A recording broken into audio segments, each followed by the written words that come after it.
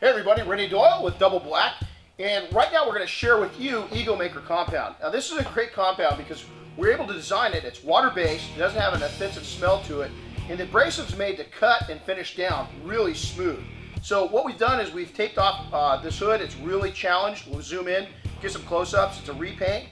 We're going to go in and show you how it's done. We're going to do some short strokes, some long strokes, and get the compounding. So let's do it.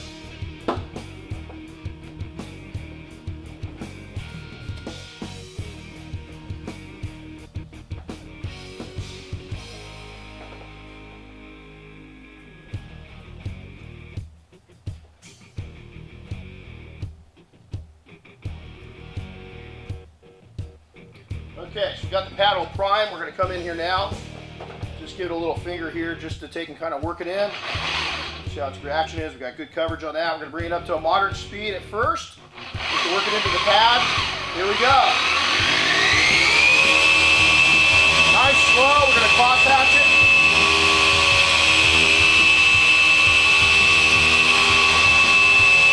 Come down to this angle just a little bit. Woo! It's already starting to pop. This is some challenge paint.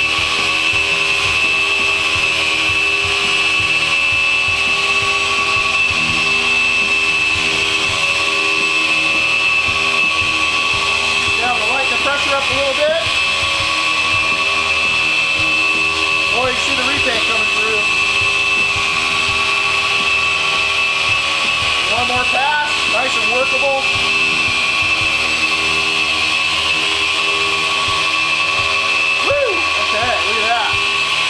Got a little more work time. Now one of the things I like is we've got a lot of work time on this. You can see that the pad's still nice and fluffy. It's got a lot of thread count coming in contact. Surface is really, really cool. It's not super hot, but the cut's great. Again, we've got a really crappy repaint on this, but you know what? I think it's gonna look pretty good. Let's wipe it off and take a look. Okay, here's where we make the money. See if we've got it. Look at that. Now, I want you to pay attention. Did that take too much to pull that off? I mean, that's, anybody that's detailed a lot, you know that getting the surface cleaned up sometimes a problem, especially when you get a little heat to it. Now again, taking into consideration that this is a repaint and not a very good repaint, this is reality. This is what detailers are going to face every day. That came out pretty dang good. So what I did on this application is I did a total of 6 passes. And we did it within a really small area. A lot of detailers, they have a tendency of growing it, going too big. You want to take and keep it small. So we went 1 pad by 2 pad by 3 pads wide by 1 pad by 2 pad deep. What that allows you to do is keep it tight and keep your quality up. The other thing is our pressure. Is we applied 2 heavy, 2 moderate, and then 2 lights within the 6 passes. Now we're ready for the next step.